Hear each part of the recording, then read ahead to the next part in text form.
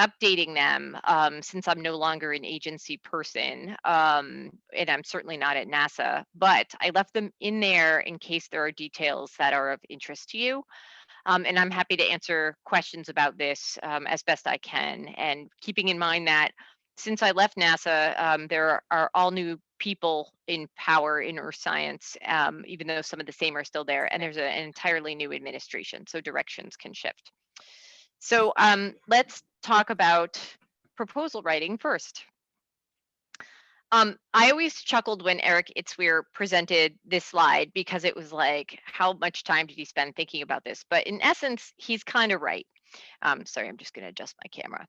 At the core center of any proposal is an idea, and you have that idea, and you probably talk about it with your friends and colleagues, and maybe that leads into a proposal, and maybe that proposal leads into funding, and that funding periodically goes through review, and maybe it winds up in a subsequent proposal. But what's absolutely central to all of that is your idea, and is it worthwhile in spending the time and energy in developing it into a proposal? And this is probably something we ask ourselves on a regular basis.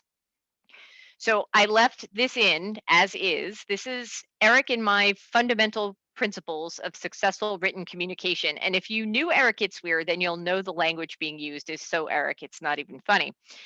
But his mantra, and I agree with this, is you want to write down your idea as a proposal for other people to read when you genuinely believe you have something interesting to say. My guess is probably everybody on this seminar has read or reviewed or written something where you're sort of excited about it at the outset and then it sort of peters out, and you don't want that to happen to your proposal, right? I mean, sometimes you need a little stimulation, a little inspiration to sort of get it over the finish line, but your core idea, needs to be there. It needs to be something you think will be of interest to people.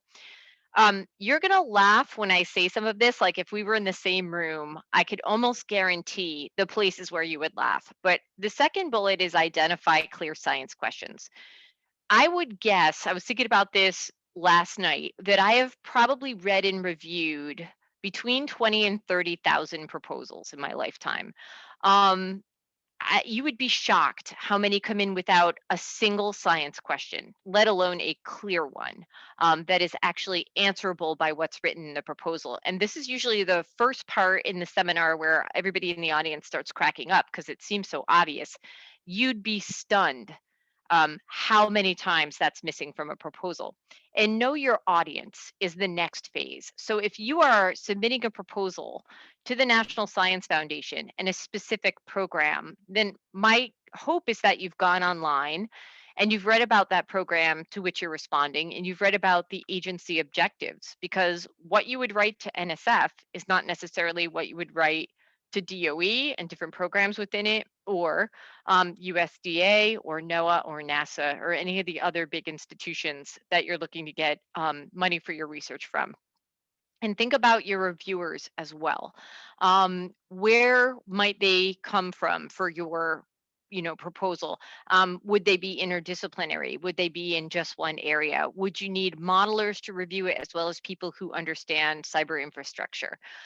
So be thinking about that when you're explaining and writing your proposal, and don't assume, this is like the number one thing that sinks a proposal, that the readers know the details of your science, your questions, the science problem, or its history. I cannot tell you, if you were to pause your life right now, step back from your research, any project, and have to turn to a camera on the news and explain it, what would you say? Okay, so if you went into a lot of jargon, which is okay in a science proposal, but you'll want to make clear why it's important, why people should care about it, what piece of the missing puzzle are you going to fill in, what finding, what advance in science are we going to undertake if you actually get funded, right? That piece gets omitted all the time from proposals. Everybody knows why the carbon cycle is important. And that is not true. The last piece is that you never know who is reviewing your proposal. They may not all be carbon cycle scientists, just based on the solicitation or review that's being undertaken. And you'd hate to lose out because you made the assumption that everybody understands X. It is the number one thing, let me reiterate, that sinks a proposal. And don't wait until the last minute to submit. I know one particular tremendously successful proposal writer from my past that had this rule of thumb that he always stopped writing proposals 10 days ahead of when his university needed it for processing. And he said you'd be surprised in that last couple of days, what he would think about differently, better. Maybe he was ready and maybe he submitted, but he never had an issue with things not going through in the submission on time. It also gives you the opportunity, if something gets submitted incorrectly or otherwise, for you to make the argument that, you've had this in well ahead of the deadline, you haven't done any more work, and you can make your case to the agencies, which they don't have to always accept, that you should have the chance to rectify it. So your authorizing officials, I can't tell you how many times I was sitting at my desk in my past job and people would call in a panic, and they would say, my authorizing official took this week off. I had no idea. And you were like, well, we released a solicitation on February 15th. It's December 30th. Why did you wait to make sure somebody was going to be there? And we wouldn't accept the proposal and we'd feel terrible about it. And that's a terrible reason, to reach that point. Okay, so there is a difference between proposal and paper writing, right? This is persuasive writing that sells the reader or the reviewer on your idea versus expository writing, which is very, very different, and you might employ in actually drafting and submitting a manuscript.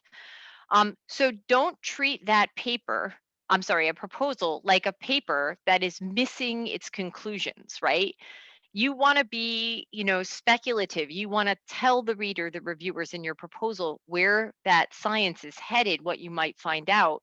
And even if you don't find X out, you'll still have made a discovery about something related to your science. And revision and resubmissions of proposals is generally not as linear a process as it is for papers. And remember, certain agencies have limitations on how many times you may be able to resubmit a proposal. I'm going to pause here and just add one other thing. I can't tell you how obvious it is to program managers when you submit a proposal that's kind of half baked and you're like, I'm just going to write this and see how it lands. Like, it's so obvious to us that half the time we don't even want to bring it to the review, right? We just are like, let's put this aside. We'll write a one-page justification as to why this didn't even make the cut, and we'll go from there. So think very carefully about, sort of casting that line in the water with something half baked before you go through with it.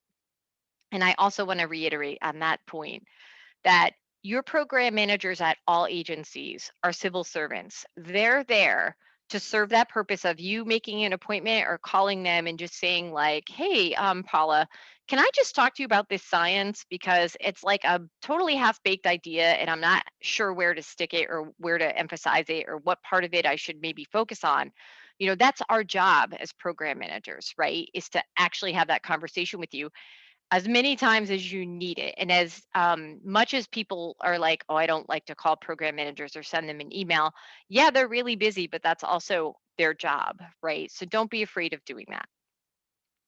Okay, putting together your proposal. Pay attention to the title and the project summary. I can't tell you how many proposals I've read where the title reads like the abstract, right? It's like, 75 words long, and you're like, oh my God. That those are not the ones that are typically memorable, except when your reviewers go, yeah, I know that's the one with like the 17-line title. You don't want to be that project, right? So that is your opportunity to make a really good first impression and capture your reviewers' attention.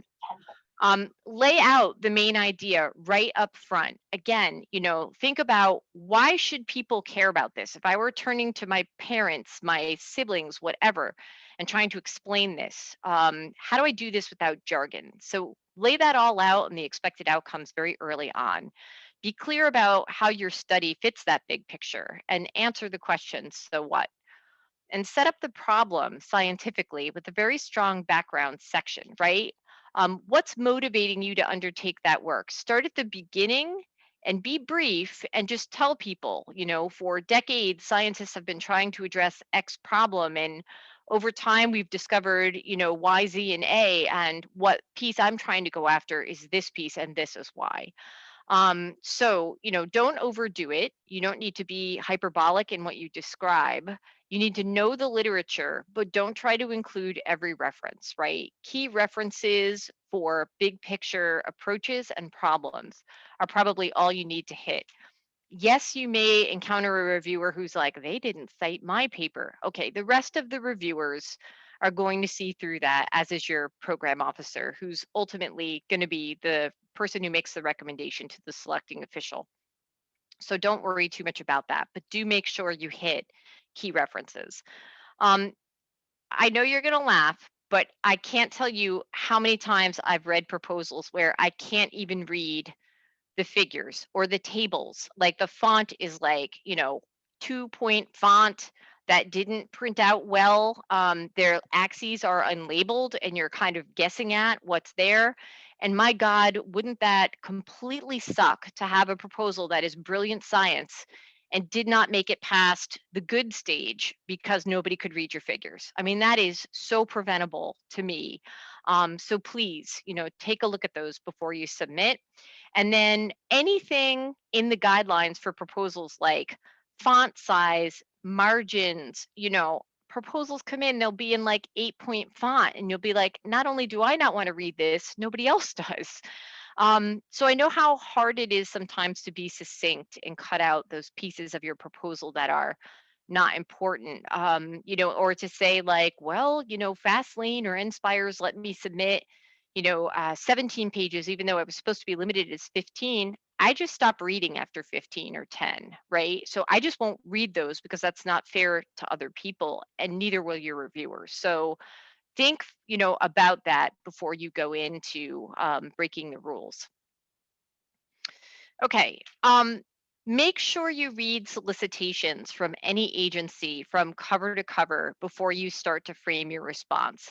There might be things in there like you must include a paragraph on broader impacts. You must have a one-page data management section, blah, blah, blah, on, any number of things. If you are missing any of those sections, the institution can call you non-responsive. We can be like, beautiful proposal, they didn't put in a data management plan, I'm just not going to review it. Okay, so those required sections are really important. Certain proposals I've read before will go through a beautiful science argument and skip description of an approach, methods, how those link back to your goals and the stated hypotheses and your science questions. Again, it seems so obvious, but not bringing that descriptor full circle in your statement of work can be really crippling. And then you'll want to find the right balance in the level of details that you present. Turn to somebody else before you submit it and say, hey, can you read this? Can you just look at this for me? Since I've been here, a number of people have come to me with NASA proposals and said, can you just take a look at this? I'm happy to do that. I'll take it home at night, I'll go through it. I won't be able to do a full review, but I can certainly talk to you about requirements and picking those out from the solicitations. And then again, don't end abruptly after your methods, right? Circle back, remind people of what brought you there and what you're actually after scientifically and how that will lead to an advance in science. Now, the budget. This always causes a lot of discussion. I cannot think of a single time where I agonized over, $500 in materials in request per year versus like $1,500. That stuff did not phase me. NASA Earth Science had an operational budget of over $2 billion. Those are not what we're looking for, right? But what we do look for is to make sure the proposal budget is realistic to the statement of work. I can't tell you how many times proposals will come in. I'll see 1 month of summer salary for somebody who, definitely needs like 4 months a year on something. And I, maybe will select it and I'll call that person and say, I have no idea how you're going to do this for 1 month a year, and I'm inclined to fund it, except I don't think you're going to actually complete the work as proposed.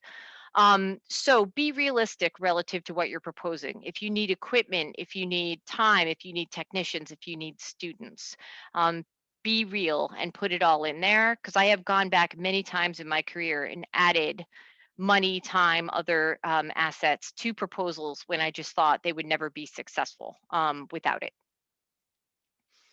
Okay, so talking a little bit about the funding agencies that are out there and the programs, there are any number of calls out there that cover the gamut. They can be send us your best idea or help us improve this particular kind of problem we're looking to solve. And if they say things like you have to use X data from Y database and you don't, they're not going to review your proposal. Okay, so you have to look carefully for those requirements. If it's bring your best idea here, still look for those requirements, right? You never know how these agency requirements, department requirements, program requirements change from year to year, especially when there's a change in administration. And this also leads me to say, if you are reading a call for proposals, an RFP, an announcement of opportunity, these are all very different, by the way. And it says something like, we want to support executive order, 21-7 on ocean and coastal mapping. Go read the executive order. Okay, they're telling you specifically the mail they're trying to answer for the federal government, because they are executive branch agencies and departments. That will clue you in and give you an edge on what you're trying to accomplish. If it's the National Science Foundation and they recently had a decadal survey done by the National Academy of Sciences, well, bonus for you if you've read it and you can say, I'm actually going to help you guys, get at one of your 10 big ideas. Number 3, that's on this, and this is how, right? The agencies will really appreciate that.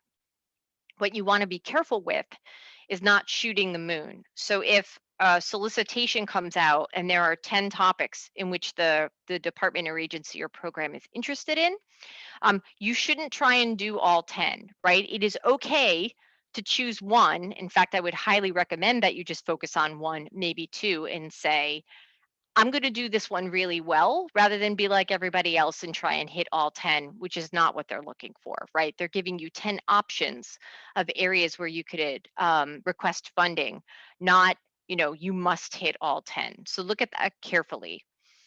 And then most agencies and programs have websites that list recent and current awards. That should give you some idea in getting a feel for a program, especially if you're new in applying to it. And then the bottom line, as I said, is talking to your program managers. Yes, they get 900 emails a day. Yes, it's okay to call them. If you ever call them and they pick up the phone, and I've done this a billion times, and they're like, look, Victoria, that's great. I totally want to talk to you about this. I literally have a deadline in a half an hour. Why don't you send me an email, and we'll pick a time that we can chat. And then if they don't send you that email, then call them again. They lose things too, just like everybody else, and they will feel bad about it, and they want to make sure that you get the information that you need, because that's their job. So where to find information? Um, Look through, if you're new to the Department of Education, you're new to Department of Energy, wherever it is, go through their agency documents, their past proposal solicitations, take a look at who they've selected. If you're new somewhere, talk to your institutions or URIs or GSOs sponsored projects office, right? Hey, I want to go into this NOP call for the National Ocean Partnership Program. I hear the new administration is going to reinvigorate it. Is there anything special I have to do to get this into the ONR broad agency announcement that's out? Or, what do we do? To ask them early, tell them early that you're going to have an interest in submitting there, and they'll be as prepared as you are, and it will go smoothly. And then program staff, your colleagues, talk to people who've got that experience, right? What it's like competing in a program, whether they were successful or not, what their feedback on their proposals were. This can be really beneficial. And this list is not in any particular order, nor is it comprehensive. It's just a place to start. So let's talk a little bit about the review process. Now, I have always said, when I leave NASA, I would not ever view myself as the best scientist on the face of the planet, but I certainly would be an incredibly competitive proposal writer. Most funding agencies use a peer review and ad hoc reviews to review their proposals. This could be mail-in reviews, these could be panel reviews, it could just be a standing multiple panels of reviewers. It just depends on what they're looking for in the particular solicitation. And insofar as that, then the scientists who are or engineers or computer gurus who are renewing your proposal are your main audience. You need to convince them. So understand who they might be. Okay. If the whole solicitation is focused on microbes in Narragansett Bay, then you know who's going to be sitting on that panel. If it's focused on interdisciplinary Earth system science, then you might get an atmospheric scientist reading your ocean proposal. Okay. So you'll have to think about what the solicitation is calling for and who might be reading it to gauge your level of detail. Other factors besides external reviews can go into a decision, relevance to a particular agency mission, whether there's portfolio balance, whether there are other demographics that they're looking for, etc. But the best way to learn how to be a better proposal writer is to volunteer to be a reviewer. I know that NASA does this a lot, but they'll go out with calls on the Inspires list to say, we're looking for reviewers who can review in, these 10 topics, right? And it could be anything from planetary and astrophysics to water quality of inland waters, right? And if one of those areas is yours and you volunteer for a review, you will sit there and probably be assigned 8 to 10 proposals to read and review over some period of time. And that will be a good education into you'll read proposals where you're like, oh my God, I cannot get through this. This is so painful.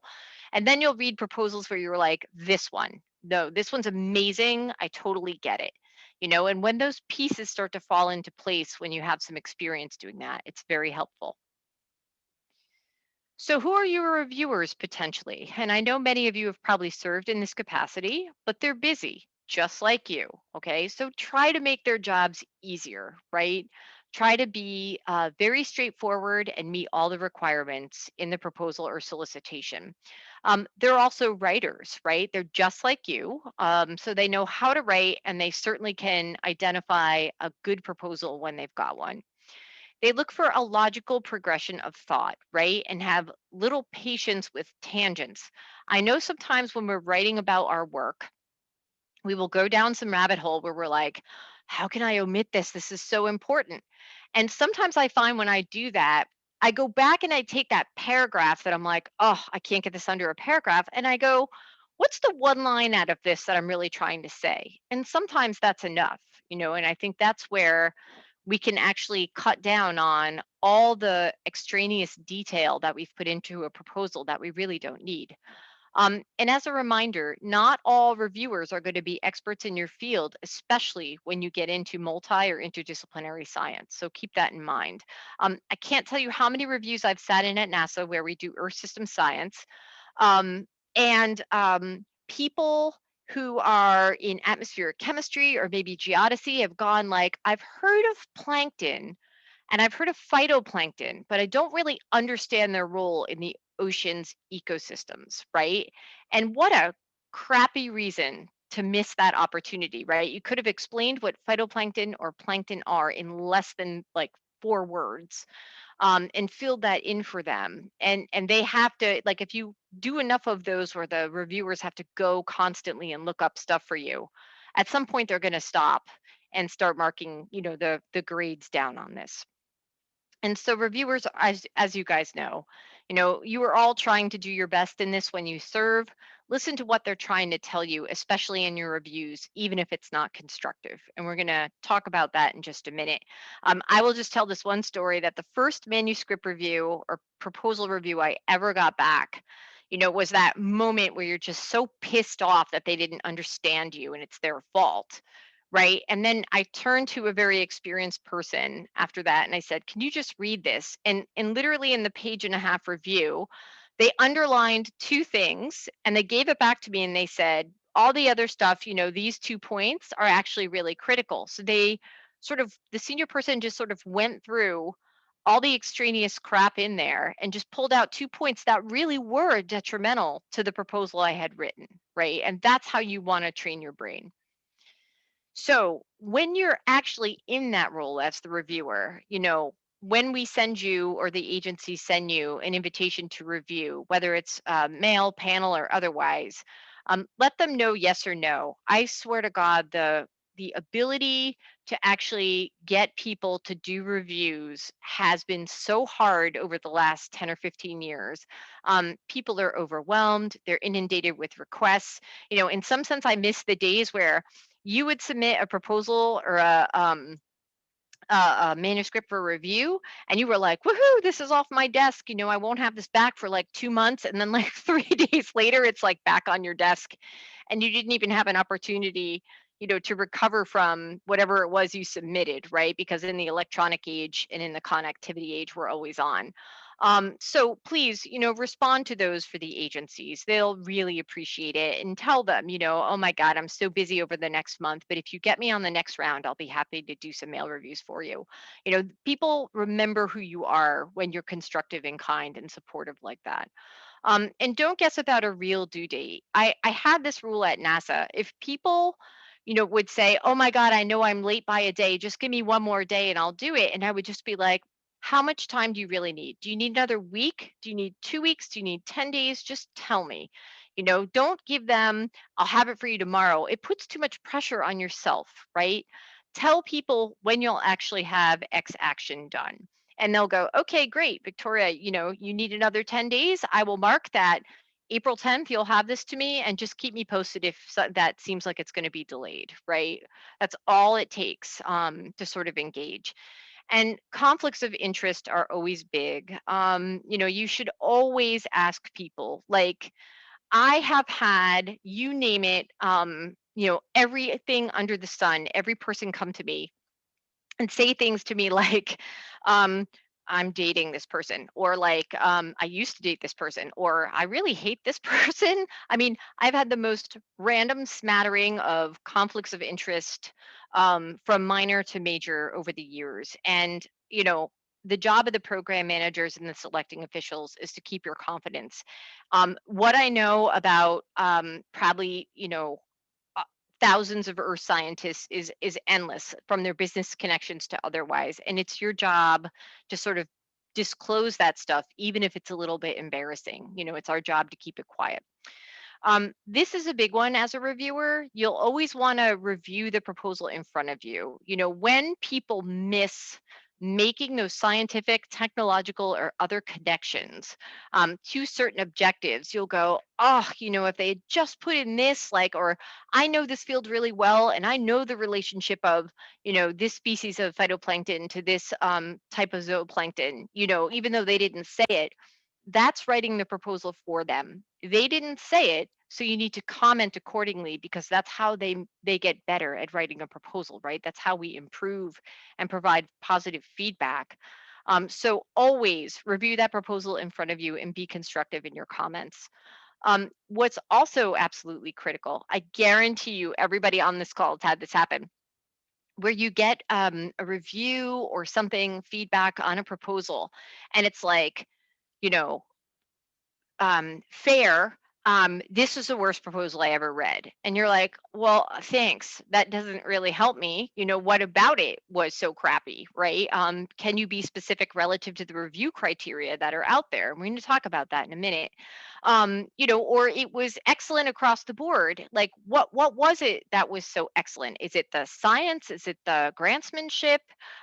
Was there something in particular? The data management plan was super well organized. You may not know this, but as of like 2014, there's a White House regulation that says all federal agencies need to report ocean data to a single database in the United States government, right? And so, agencies are required to have you do a data management plan for a reason. You don't put that in there, then what's the program manager going to do? Have to fight through your proposal every time, you give a progress report to find those data and make sure they're submitted? You don't want to put people in that position. So that kind of constructive feedback, that X part or Y part was actually really well done relative to the requirements, I think is important. And then ask program managers for feedback. If you have any questions, any doubt as to why something didn't get funded, there's always an opportunity to do a debrief with the program manager afterwards. Okay, so let's go into the flow chart. My proposal was declined. What do I do next? Yes, we know you're disappointed, you're frustrated, you're angry. Sometimes we're right there with you. Oh, if you had just done this, it would have been perfect. So you're in good company. There are others who are there with you. It doesn't mean it's the end of the road, right? As I mentioned, take a look in your reviews that you get back for those nuggets of what's actually a valuable comment. Talk with some of your colleagues about that. Where are they? What were they? Do you see something different in this review than I do? So find those objective analyses instead of looking for the flaws. Take your time with it. Step back from it. Come back to it in a week after you've gotten the reviews back and read them again. Start with the high level, go down to the details, focus on the comments and not the ratings. And not every viewer is nice. I got two pieces of advice when I got to Washington, D.C. One was grow thicker skin. And the other was the best way to get your foot in the door if you're new to an agency or program is to start small. Don't start with the $1 million program. Start with sort of the 50 to 100K effort. Let people get to know you really well and then move on, because then your reviewers will be very complimentary. Yes, I saw her previous proposal. She did a great job. It was a small effort, but they totally delivered. So I think she can build on that. And you'll get that more constructive comment from the reviewers. If they're really destructive, I can tell you that I had to read every single review and sign off on it before it was finalized. If I saw somebody being truly destructive or going completely, bonkers on something. We had a discussion with that reviewer and had them rewrite it. So don't take it personally, please. Some people are some people. And know your options with respect to resubmission. I think what's required in that conversation with the program officer that you intend to resubmit, and here's your strategy, is important, because you don't want to put all this energy into resubmission if you had something that was a non-starter in its current format. It's very obvious to agencies when you port one proposal from one agency over to another, and when you really don't do the legwork in the resubmission. Okay, so let's say your proposal was funded. Now what happens? First of all, great news, congratulations. Absolutely read your reviews and the feedback. The program officers may ask you to make some changes to your statement of work based on feedback from your reviewers. That's really constructive and really will strengthen the effort. There's useful advice in there, so do heed it. Excuse me, and do your homework, okay? And this is where your Office of Research and sponsored programs can really help. Understand your reporting requirements. Do I have to do it quarterly, monthly, annual? What is it? Understand your costing requirements for your budget. Understand the data management requirements. And my God, if there is something interesting that you discover, your program manager had better be the first person to know. Okay. That is really important, since we constantly have to go through and justify our program successes and budgets internally and sometimes to the federal government, right?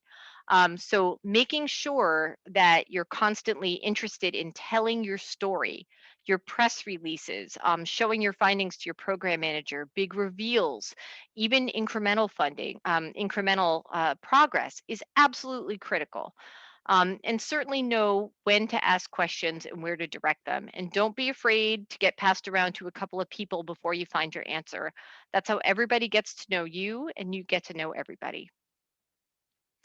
And some final words of wisdom. Please, read and follow instructions. It was always so obvious to me when nobody read the solicitation. I would know inside the first paragraph that I would be like, I don't think Paula read the solicitation. I don't even think she paid attention to it, right? These are potential solicitations that your program officers had spent potentially weeks, years. The exports program is a perfect example. Do you know how much of my life I spent on the exports program? Approximately 12 years. So yeah, I was pretty sure when somebody submitted a proposal and hadn't actually read the solicitation. Okay. So it became really obvious to me when that happened, and it's very hard to get past even good reviews to the program manager and sell them on a selection if it's obvious you haven't paid attention to the requirements of the solicitation. All parts of a proposal have a function, so don't skimp on them and don't ignore the rules. Talk to your program officers, your program managers, your program directors early and often, especially if you're new to an agency or department, and learn the culture. Okay. If you're at NSF, there are directorates, there are divisions. If you're at NASA, there are directorates and there are divisions, and they mean something very different at different programs and agencies at those levels. Sometimes they even have different reasons for being there, dedicated to different objectives, and you need to know that. That'll help you write the proposal. And finally, just volunteer to be a reviewer. I can't stress that enough. I don't know when the last time we sent rotators from GSO or anywhere in URI to any of the other departments or agencies government wide, but I can't stress this enough. There are often open calls, and actually doing that professionally for a year or two will make you a much stronger proposal writer when you come out of it. And I think that's my last one before I get to, um, other stuff that you guys can look at on your own. So I'll stop sharing.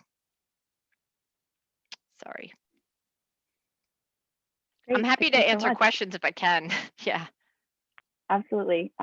Everyone can feel free to unmute themselves to ask questions, or if you cannot unmute yourself, feel free to throw it in the chat. Yeah, this is Kelton. I had a question. Sure. First off, thank you so much for taking time to give this seminar. I thought it's helpful and it feels good to sort of get a bit of an inside track on some of this. I had a question in thinking about how. So imagine you submit a proposal, it gets good feedback, but doesn't quite make the cut, and you want to submit a revision. Addressing reviewer comments. I appreciate that it's not the same as like a manuscript where as long as you like address everybody's points, then they're happy and it gets funded. But I've talked to NSF program managers before. I've talked to colleagues, and I get like every answer I can imagine for how to deal with reviewer comments, because it's not necessarily going to go back to the same people.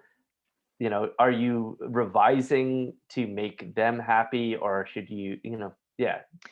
Yeah. So good. It's a great question, and I'm not surprised you asked 15 people and you get 27 answers, right? So I mean, I think the most important thing is if you submitted a proposal to biological oceanography, for example, and Mike Saraki is now the head. It might have been very different when Dave Garrison or Phil Taylor were there, right?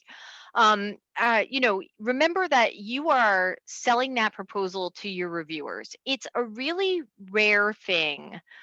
In fact, I can only think of one time in 18 years that there was a proposal that was reviewed phenomenally well, like an excellent, and I didn't fund it. One time, and there was a really good reason for that.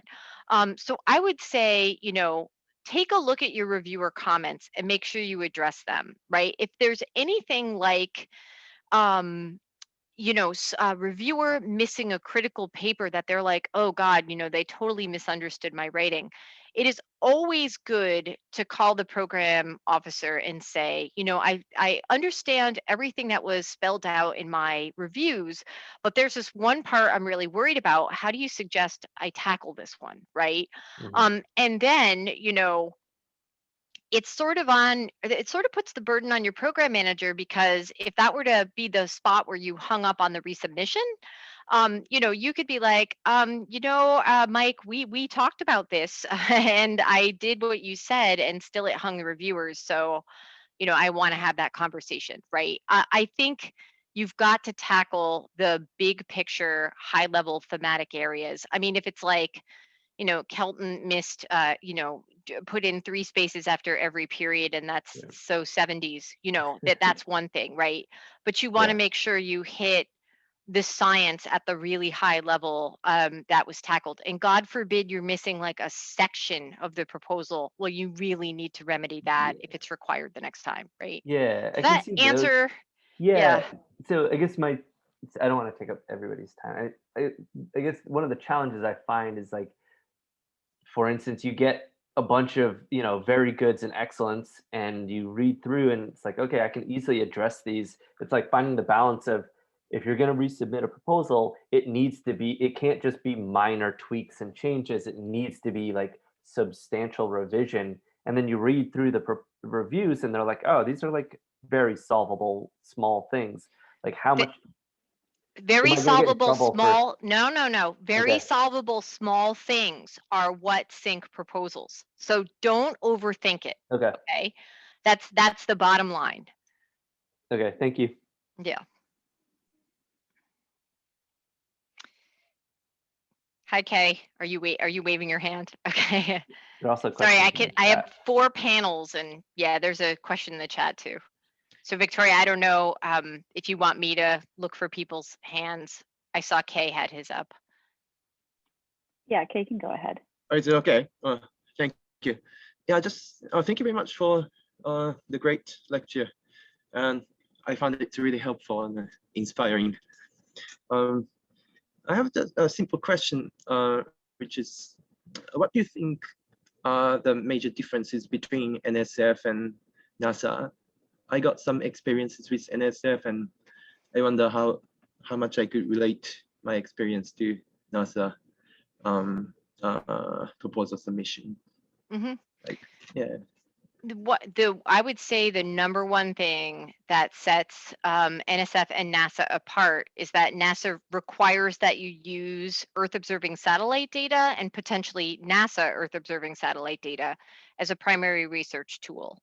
I have often seen proposals come in that were very clearly proposals to the National Science Foundation that people tried to squeeze in under a NASA heading, and there's like lip service to like, for example, a big one is people would have like one chlorophyll, one SST, one something image, and they'd say, I'm going to use the satellite data to locate my sampling stations or something like that. That's not using satellite data as a primary research tool, right? That's clearly an NSF type proposal that sort of like gives a nod to including an image. So that is a very big difference. Thank you very much. You're welcome. Should I answer Melissa's question in the chat? Yes, Okay. yes, in the chat. For the students who are considering fellowship applications, could I say a few words about what they should think about? Is it detrimental or beneficial for them to write it on their own versus with heavy involvement of their advisor? Okay, good question.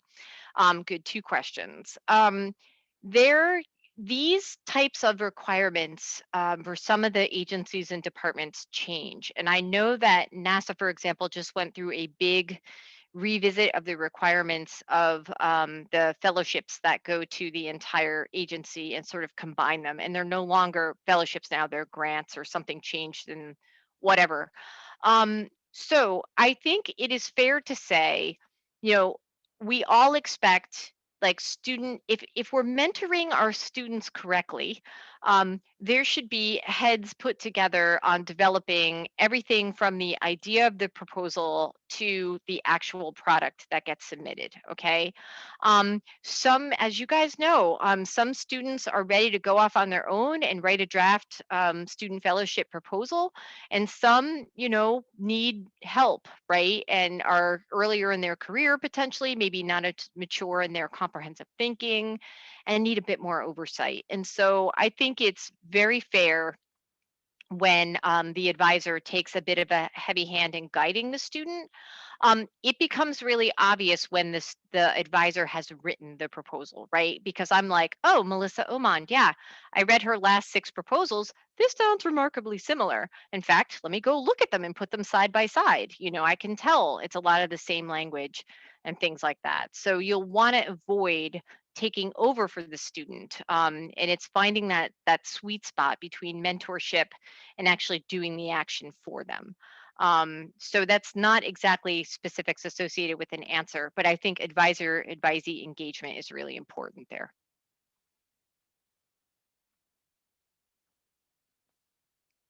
And Susanna has her hand up, I think. Yeah. Yeah, so it's actually Tatiana sitting in front Oh, of sorry. Oh, that's all right. You wouldn't know. So I wanted to make a comment, and maybe you would want to expand on this as well.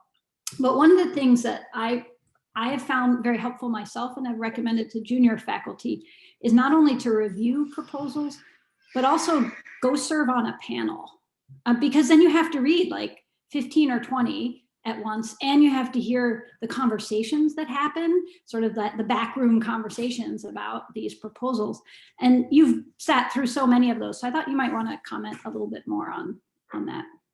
Yeah, no, it's a good point. And if I said this only in passing, thank you for emphasizing it, Tatiana. I mean, I remember the first my first year at NASA, the first solicitation I managed had a response of 820 proposals, and I read every one. It was a big one. It was 66 million a year for well, I won't bore you with the details, but I remember reading all those and being like, there were some where I was like, oh God, help me. I can't get past like page 3. I've read the same paragraph 100 times. And there were some that were like novels where I was like, this is amazing, and it wasn't even necessarily in ocean science, right? It might have been in, wildfires or something like that. And you get a really good feel for when you have one that just clicks, right? That's just covered everything.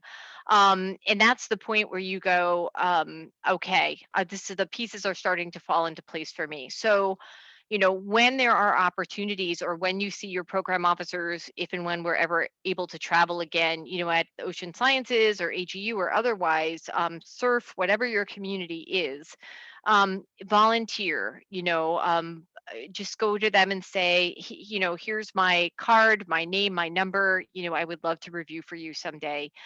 Keep in mind that you usually have to have a master's degree or higher to do this. Often, that's just an agency requirement.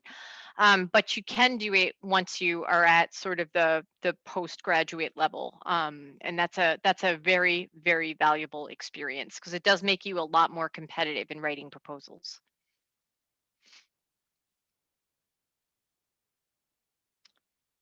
Other questions? If I could build off that quickly, thank you, Dean Bontempi. This is really helpful advice. Do you think as a postdoc, in addition to the Inspires that has the general calls, should we just be emailing program officers and saying I'm interested in reviewing or sitting on a panel or something like that? Yeah, absolutely. Like if you see a program come up through any agency or department under the sun, if you're in seafood security and USDA has a program in it and you're interested, send the program manager a note and just be like, next time you do this, I just want to tell you this is my background. Here's a copy of my CV.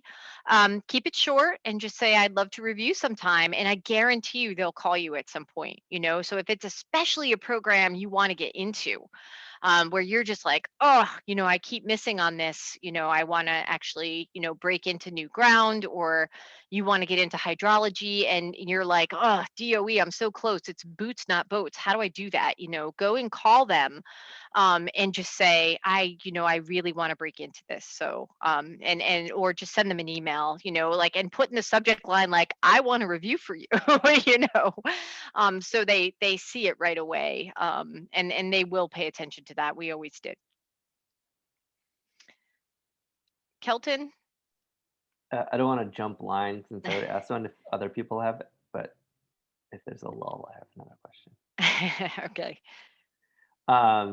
So this question, sort of stemming from Trisha's question, is thoughts on postdocs as in grant writing. So and a number of institutions have policies that don't allow postdocs to be either lead PIs or sometimes even co-PIs on grants. I don't know if that's a URI policy, a GSO policy. I don't but it seems like such, and I guess I understand some of the rationale, but man, it seems like such a disservice to the career development of our postdocs to not let them get the experience of writing grants, and also not be able to then, have grants that they can take with them when they get faculty positions, taking some subset of a project.